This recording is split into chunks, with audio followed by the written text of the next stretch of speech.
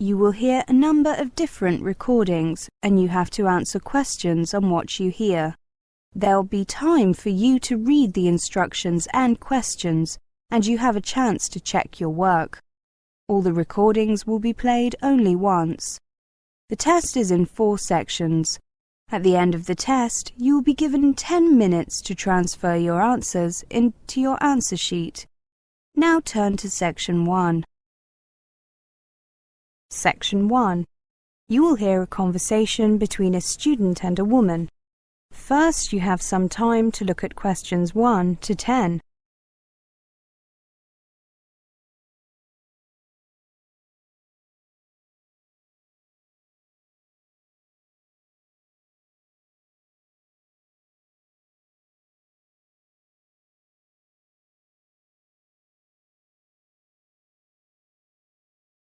Now listen carefully and answer questions 1 to 10.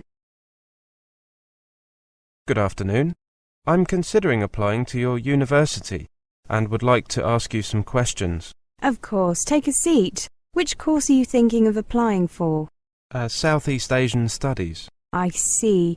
Do you have a copy of the university prospectus? Yes, I do. I downloaded it. So, you know that it's a 4-year course, including 1 year living and working in the region?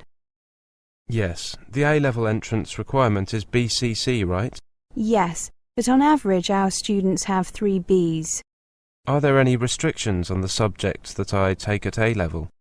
No, but we find that students studying politics, economics, history, geography or languages tend to find their first year easier. A background in at least 2 or 3 of those subjects is advantageous. I see. I'm not studying politics or languages, but I am taking the other 3 at A-level. Are languages an important part of the course? You see, I'm not very good at them. Languages are not a compulsory part of the course. They're optional each year. However, because students spend a year abroad, we strongly recommend that students take one for at least a year beforehand. However, there is a language lab that students are free to use during the day, regardless of the subjects they're taking. Which languages are offered? We have 5 on offer: Vietnamese, Burmese, Thai, Indonesian and Tagalog. They can be taken in the 1st, 2nd and 4th years. During the 3rd year, students are expected to learn the basics of the language spoken wherever they're spending their year abroad. I see. Can I spend my year abroad in any country in the region I choose? Yes, as long as you can satisfy your tutors that it will benefit your studies.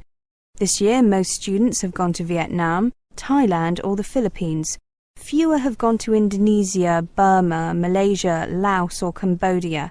None went to Singapore or Brunei. What do students generally do during their year abroad? The vast majority help on aid projects, especially helping with water supply and sanitation in rural areas. Others get involved in teaching English or in business, particularly the logistics side of things. A small minority get jobs translating or checking translations. That's quite well paid, but your language skills have to be up to scratch. Good. I was attracted by the idea of teaching English or doing aid work. Very often it's possible to do both. That way you can also develop a wider range of skills. Thank you for your help. Can I just check the optional courses for Year 1? The only choice in Year 1 is a language or a project where the student creates a portfolio of background information on the countries of the region. Actually, many students do both, since they find the project contributes to their general understanding of the region, and the languages are obviously useful in preparation for going abroad. However, students are only assessed on either the language or the project, and are free to choose which one. Got it. And could you tell me about the scholarships that are available from the department? It says in the prospectus that there are some in addition to the ones offered by the university. Sure. Actually, I've printed out a list. Here you are. Nothing is available for first-year students, but thereafter scholarships are awarded for high overall grades and also for linguistic skills. There is a smaller discretionary award for non-academic contributions. Well, thank you very much for your help. That is the end of section 1. You now have half a minute to check your answers.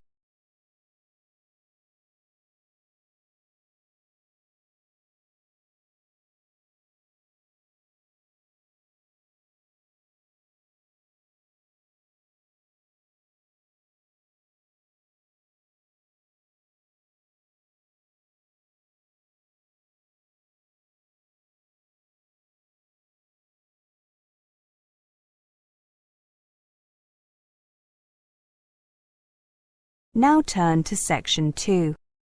Section 2. You'll hear a conversation. First, you have some time to look at questions 11 to 20.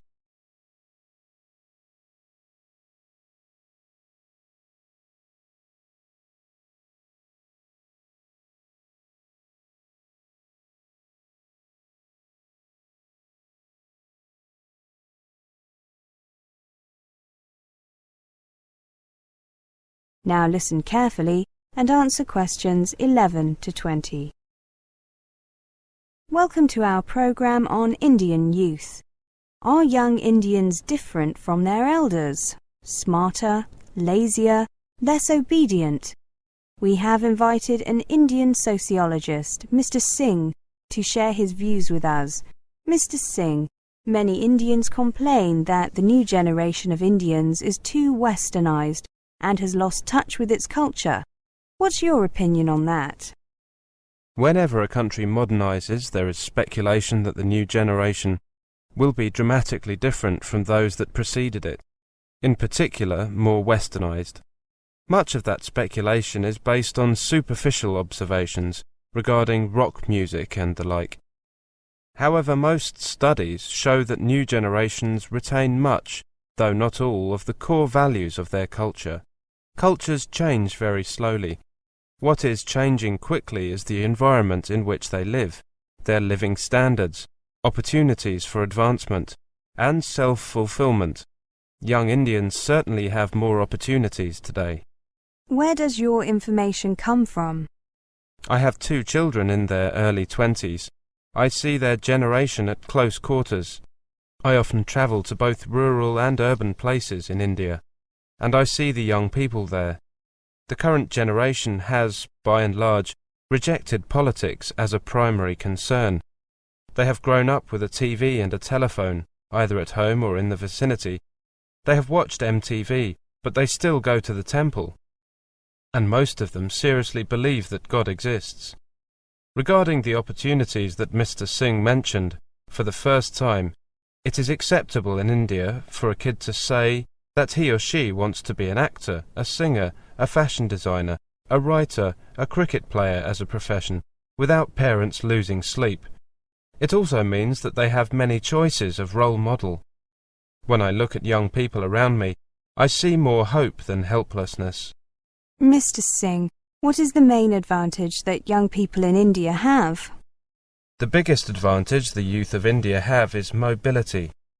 It is very easy for them to move about the country and follow opportunities. An edge the Chinese youth, for example, do not currently have. Also, young Indians are quickly adapting to new technologies, and English is now being more widely accepted and spoken than ever before. India's youth have a very unique advantage, a combination of mobility, language, and knowledge of technology. Add to that a country that has an entrepreneurial spirit and a very clear intent to adapt to Western culture. Are there any problems as far as you can see? I think that the biggest overall problem is with infrastructure. But as far as things that directly affect the younger generation are concerned, I think that the main problem is that parents from the growing middle class are pushing their children ever harder at academic activities. They believe this is the only way to stand out and survive in a system which is cutthroat because of the exploding population and as education becomes more and more accessible to the masses. However, many parents are granting their children more choice, particularly in the area of choosing their own careers. The youth of today are definitely more aware of the choices available to them. Do you think that competition is a problem? Not at all. It leads to creativity.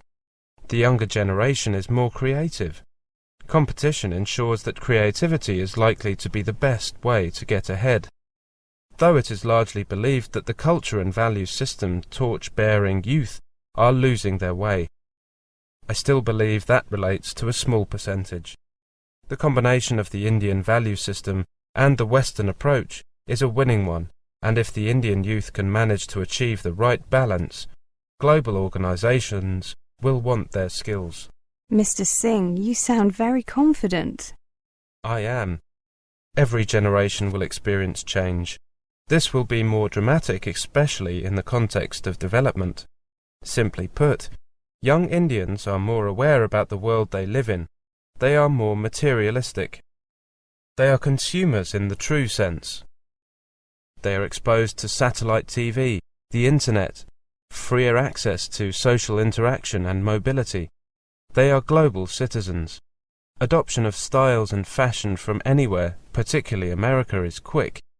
But as several surveys have shown, this openness and confidence does come with some sense of humility and purpose. I feel confident that they can dream and achieve. My generation could only dream. That is the end of section 2. You now have half a minute to check your answers.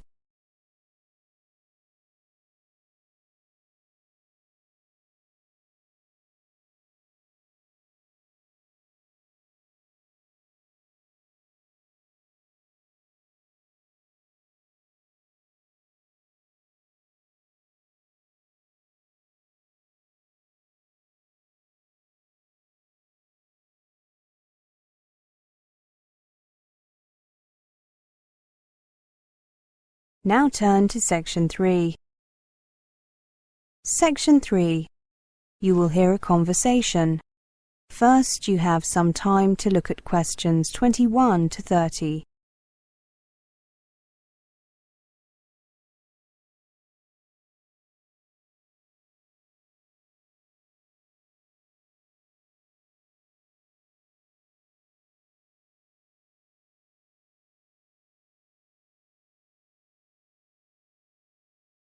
Now listen carefully and answer questions 21 to 30.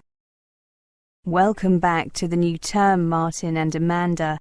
I hope you've had a good break and that you're looking forward to writing your dissertations. In this tutorial, I'd like to give you the opportunity to ask questions on writing the dissertation, such as requirements, dates, and who to see when you need help. I know that it's all available on the department website, but sometimes students just like to check or confirm information, or sometimes they need a little more detail. So, is there anything you'd like to ask? Is there a fixed hand-in date yet? On the website it said that one hadn't been decided on yet. I'm glad you asked that question. I just heard this morning that the deadline has been decided and it is the 28th of May. That's a week later than we had originally planned. What about the word limit? The website gave a very broad range. What was it, Martin? 10,000 to 20,000 words? I believe so, Amanda. Well, I believe that was a typing error. It should be 10 to 12,000 words, but feel free to write a little more if you need to. However, make sure that your dissertation is at least 10,000 words long, not including the contents, references, and bibliography. Right, thank you. And we can choose any topics we like, can't we? Any from year 3. And do remember to get your topic approved by your personal tutor. Oh, that's me, isn't it? Before you start writing, I'd hate to have to tell you your topic was unacceptable after you'd spent a lot of time on it. What would you like us to show you initially, apart from the title? Well, I'd like to see a basic bibliography first, along with an outline of your dissertation. You should get that done by the end of January. This month, in other words. According to the website, the research should take 8 to 10 weeks. So that takes us from, well, until mid-April, basically. Yes, you should have the research pretty much done by the time you return from the Easter break. It seems like a reasonable amount of time, but I bet it disappears fast. It certainly does. You'll probably find that you need to do some extra research during the second half of April. Ideally, you'd be writing then, but very few students get all the information they need, and the personal tutors almost always need to make some further suggestions. That's why it's really important to get the bulk of your research done by mid-April. I see. If we get into trouble, or can see that we're going to get into trouble with our research, we should obviously contact you ASAP. Absolutely. Do you think that we should look at what other students have done in the past in order to get a better idea of what to do and what to write? It can be helpful, but what often happens is that students rely too much on what they read. So I would only use other previous students' work as a reference. Got it. I know that we have the research guide to help us, but are there any other books or sources that you would recommend? I mean, to help us with planning a dissertation and the organisation and so on. Yes, I wanted to ask you that too. There are several available from the library. I wouldn't bother buying any. My personal favourite is Dissertations and You by Roger Klein. Another good one is Mastering Your Dissertation by Helen Blondell. There's a book about research techniques. What's it called? It's something simple like Research Techniques for Dissertations. The author is Helen Trailforth. Oh, I know. It's called Dissertation Research Techniques. Very good book. There's more than one copy of each of those in the library. One is for reference only, and you know about the recall system if a book is being borrowed by someone else and you want it, don't you? Yes. Good, very good. Anything else? Well, now that you've mentioned research techniques, I've got a question. Questionnaires. A good idea, Professor. The general consensus is that they're not very helpful, though some prominent researchers beg to differ. Clear them with me first if you decide to go ahead and use them. You see, you need to be very careful about the questions that you ask and order of the questions. Questionnaires very often lead people towards giving certain answers rather than getting at their true feelings and opinions. Martin, anything else? No, I'm happy. Thank you, Professor. Yes, thank you so much. My pleasure. That is the end of section 3. You now have half a minute to check your answers.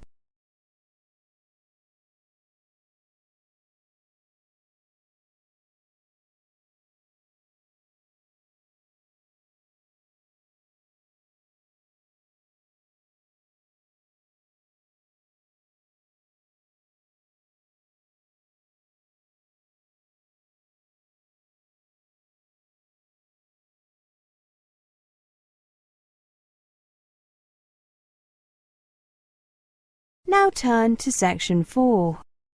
Section 4. You will hear a monologue. First, you have some time to look at questions 31 to 40.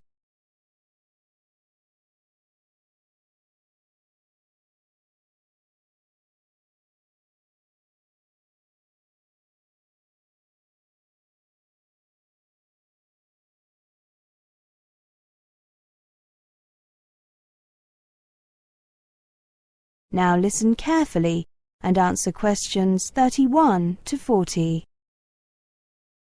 Have you ever wondered where your recyclables end up after they get picked up from the curb? After you've left them at a recycling drop-off centre, or when your hauler has come to empty your recycling dumpster? Well, this presentation will tell you.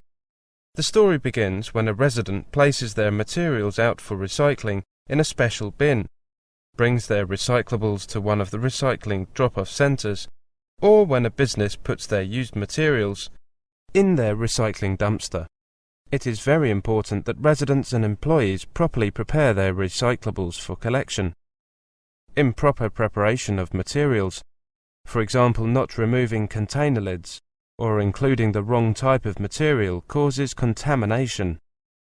Although some contamination is to be expected and is removed during the sorting process at the processing facility, processors may not accept materials that are heavily contaminated, and these will be disposed of. After materials are put out for recycling, the recycling truck comes to pick them up. Recyclables brought to the drop-off centres should be placed in the appropriate bins. The large containers are emptied periodically or whenever they are full.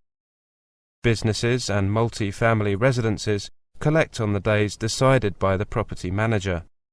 The trucks that collect recyclables from the curb and drop-off centres then drive the materials to a material recovery facility, or MRF. When the trucks arrive at the MRF, they are first weighed at the station to determine the weight of materials delivered to the facility. Next, the trucks proceed to the tipping floor, where they dump their materials. Items are dumped in specific areas to facilitate the sorting process. After the different materials are dumped on the tipping floor at the MRF, they are fed onto different conveyor belts according to the type of material. The materials then proceed up the different conveyor belts and are subject to both manual and automatic sorting. Individuals manually remove any large objects such as a lawn chair or garbage can, along with any contaminants. After the initial manual sort, the materials pass by a magnet that captures the metal cans, and then through an air sorter to separate the remaining materials. Once the materials are sorted, they are compressed into bales that are shipped to processors, who will then use these materials to create new products. Plastics can be recycled into items such as clothing, lumber, park benches and playground equipment. Metal and glass containers are often recycled into new containers, and paper is recycled into new paper products, such as copy paper, toilet paper, napkins and newspaper. Remember to close the recycling loop. Buy recycled both at home and at work, as this is the only way that recycling truly succeeds. Find out more about buying recycled products. Remember, if you're not buying recycled, you're not really recycling. So, how are we doing? Let's take a brief look at our recycling rate information. All municipalities are required to maintain a minimum recycling rate of 25% of the total municipal solid waste generated annually. We are required to annually report on recycling activities and file a report with the Department of Environmental Quality, or DEQ. These reports are due to the DEQ on April 30th of each year for the preceding calendar year.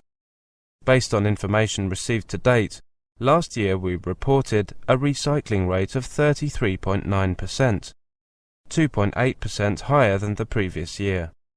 Paper recycling was up 36%, as was the recycling of bottles and cans. Our target is a recycling rate of over 50% by 2014. That is the end of section 4. You now have half a minute to check your answers.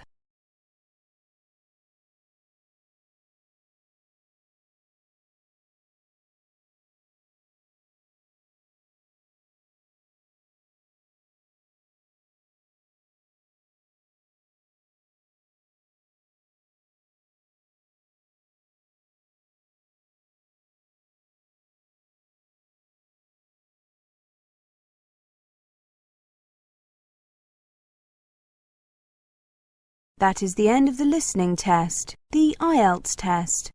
You now have 10 minutes to transfer your answers to the listening answer sheet.